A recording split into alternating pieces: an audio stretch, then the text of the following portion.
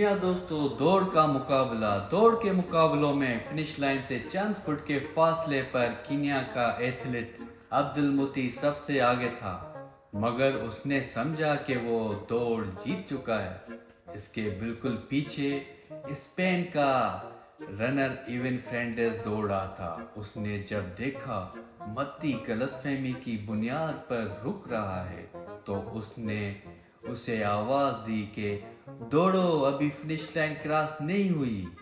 متی اس کی لینگویج نہیں سمجھا تھا، اس لیے اسے بالکل سمجھ نہ آئی۔ یہ بہترین موقع تھا کہ فرینڈز اس سے آگے نکل کے دوڑ جیت لیتا، مگر اس نے عجیب فیصلہ کیا۔ اس نے عبد المطی کو دھکا دے کے فنش لائن سے پار کروا دیا۔ تماشائی اس اسپورٹس مین کی